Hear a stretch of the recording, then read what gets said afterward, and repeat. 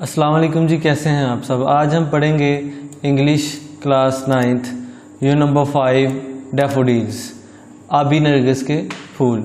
इसकी एक्सरसाइज के short question को डिस्कस करेंगे, जिसमें से जो क्वेश्चन नंबर 1, 2 और 3 और जो लास्ट वाला आपके पास क्वेश्चन नंबर 5 है, ये बहुत ही ज़्यादा इंपॉर्टेंट है। मुमकिन है कि ये पूछ ले, मगर ज़्यादातर वो पूछता नहीं है। अगर पूछे तो इन्हीं में से पूछता है। जो क्वेश्चन नंबर आपके पास 4 है, ये नहीं पूछा जाता, ठीक है। मगर जो पहले 3 और जो लास्ट वाला 5 वाला क्वेश्चन है, इनमें से वो लाजमी अगर इस चैप्टर में से डाले तो इन्हीं में से क्वेश्चन को ऐड करता है।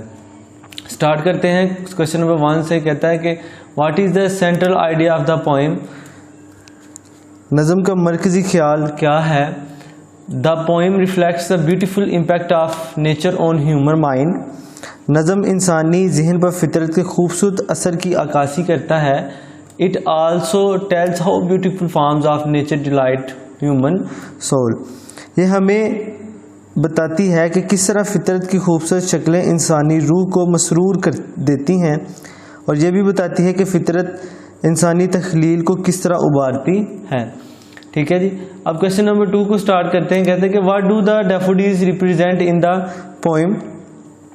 नज़म में नरगिस आबी किस चीज़ की अलामत है। तो इसका जवाब है daffodils. Daffodils symbolize the beginning of spring. आबी नरगिस मौसम बहार के आगाज़ की अलामत है। In this poem they also stand for nature and its balmy effects on human mind and soil. इस नज़म में ये फितरत और इंसानी दिलो दिमाग पर इसकी तस्कीन आवर असर की नुमाइंदगी करते हैं। क्वेश्चन नंबर 3 है। कहते हैं कि what wealth do the memories of the scene give to the poet. इस मंजर की यादें शायर को किस दौलत से नवाजती हैं। तो इसका जवाब है the memories of the scene give the poet in the words of Coleridge the shaping spirit of imagination. इस मंजर की यादें शायर को बकौले कॉलरिज तख्लील की तख्लीकी रूह देती हैं।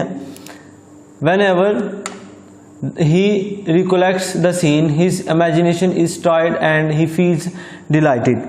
जब कभी वो इस मंजर को याद करता है, इसका तख़य्युल प्रवास करता है और वो खुश हो जाता है।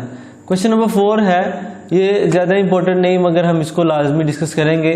कहते हैं list the words that heighten the sound effects in the poem. मुतज़ैल अशार में एक जैसी आवाज़ों का हुस्न जो है ना, वो नोट करना है। Note the alliteration of the underline words in the following lines. I have wandered lonely as cloud that floats on high are vales and hills, a host of golden daffodils beside the lake, beneath the trees, continuous as the stars that shine and dance with the daffodils. इसका question number 5 discuss करते हैं। कहते हैं कि how has the poet heightened the impact of the poem by using the figurative language. इस्ताराती ज़ुबान का इस्तेमाल करते हुए शायर ने नज़म को किस तरह उजागर किया है।